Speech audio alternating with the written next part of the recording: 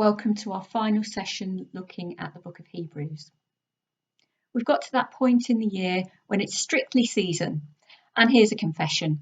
One of my guilty pleasures is to watch it on a Saturday night with my feet up. I wouldn't say I'm a hardcore fan, but I don't mind watching it at the weekend to pass some time. The producers seem to enjoy eking each episode out for as long as possible with interviews and footage, and the word frequently used to describe the celebrities' time on the show is a journey. The TV series has been running for years, and each season has a slightly different lineup of judges and professional dancers, but the single basic concept remains. A group of celebrities embark on a journey of learning how to dance. This is a bit like the story of God's people on earth. Each period in history sees some changes to the lineup, but the basic concept is the same. God's people are on a journey of faith. The book of Hebrews looks at this journey by focusing on 4 particular points in history. The first one is the Old Covenant, which the Israelites lived under. The second is the New Covenant, brought about by Jesus' death and resurrection. The third is the struggle faced by the Hebrews to continue to live under the New Covenant. And the fourth looks to the future, where the best is yet to come, entry into the new city of Zion, or heaven as we call it. To summarise, Hebrews wants its readers to look back to the experiences of the Israelites and learn from them, because it's more a matter of that journey being a preliminary stage in a longer story, and the early Christians found themselves at the new stage of the longer story. So, although the letter to the Hebrews was written to a specific group of Christians at a specific time in history who were facing specific struggles, it contains wider important reminders for those who've gone before us, for us, and for those who'll come after us. Because we're all in the same story, we're just at a different point in that story. Now, we've heard in some detail over the last few weeks about the reasons why the writer of Hebrews reminds us that the Old Covenant is just that, old, and replaced by something even better, the New Covenant. This is explained in Hebrews 8 verse 7 that says, "For if that first covenant had been faultless, there would have been no occasion for the second." It's not that the Old Covenant was bad, it was good for a time, but the New Covenant is even better. In fact, the word better is used more in Hebrews than the rest of the New Testament put together.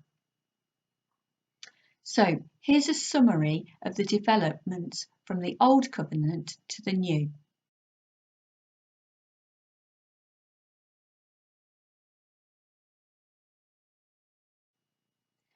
The letter talks about the Israelites who had to live under the old way of doing things, or the Old Covenant, where the way they approached God was through the high priest who acted as a go-between, performing sacrifices on behalf of God's people. The rituals provided a way of keeping the connection between God and his people, which was good.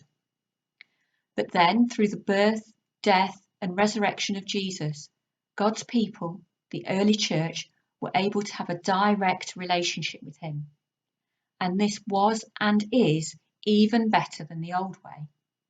This is what the author of the letter is reminding his readers of, because persecution was on its way, and the easy option would have been for the Hebrews to say, "We're Jews, we're not Christians," because Jews were protected by Romans. It was an allowable religion.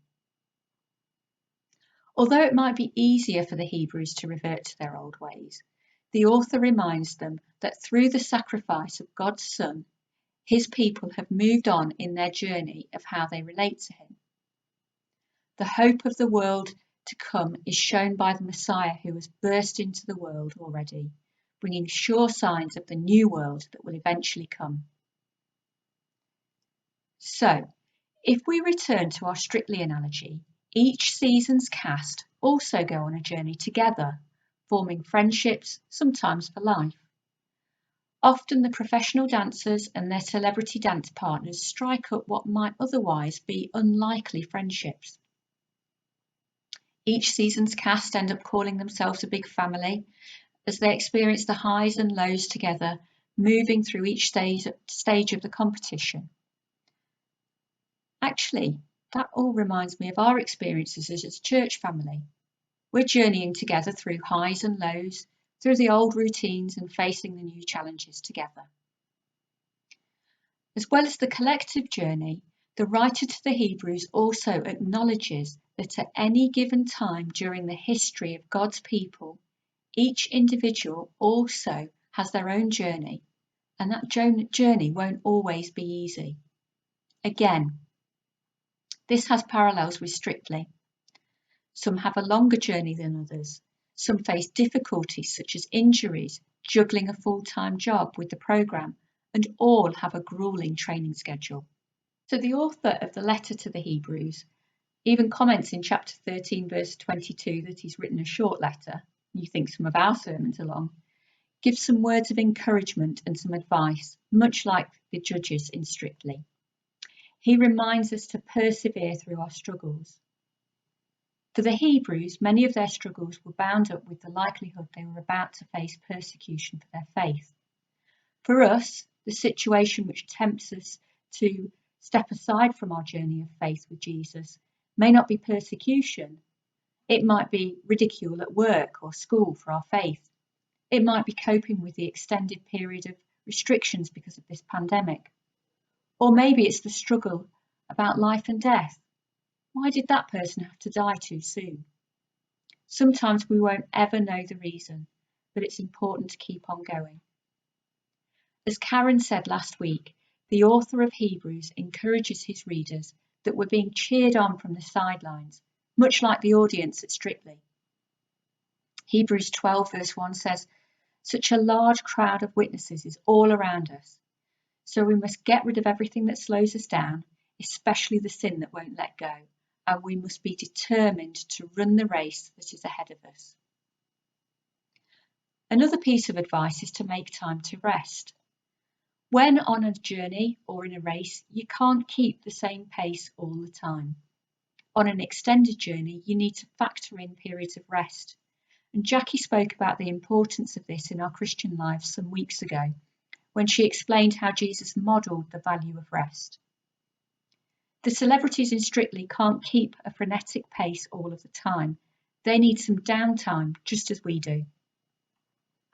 And actually, ensuring that we rest and replenish ourselves physically, emotionally, and spiritually is the only way we'll have the energy to complete the journey and find eternal rest.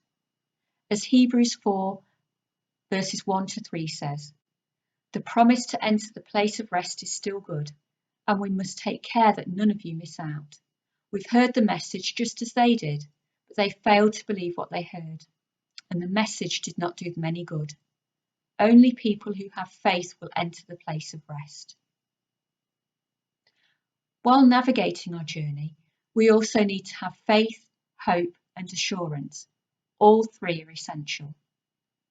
I have an incredibly poor sense of direction, so usually set off on a journey with faith and hope, but no assurance or confidence that we'll actually get where we're supposed to go.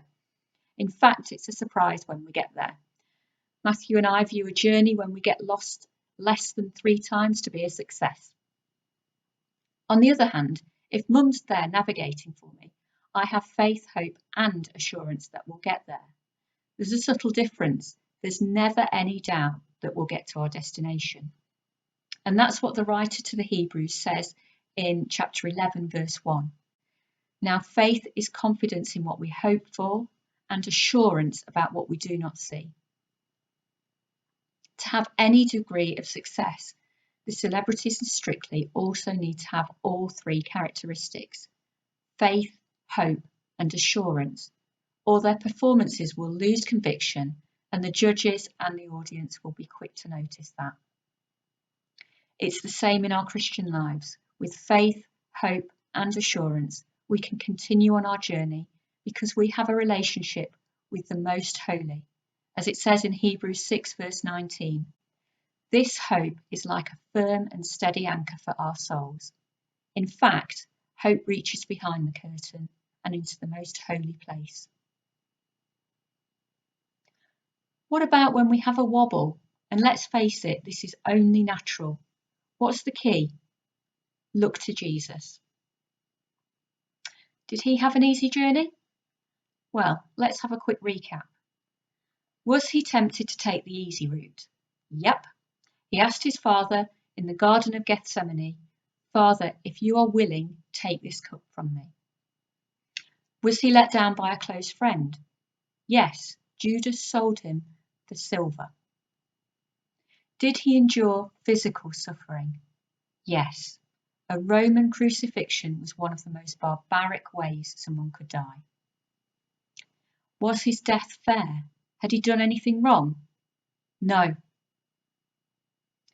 It might be worth remembering this when we think, why me? Both the Hebrew readers, those who've gone before us, as well as ourselves, only need to ask for God's help in these and all other situations. Doesn't necessarily mean the issue will be resolved as we'd like it to be, but it does mean that we'll receive the help we need. As it says in Hebrews 4 verse 16, let us have confidence then and approach God's throne where there is grace. There we will receive mercy and find grace to help us just when we need it. Amen.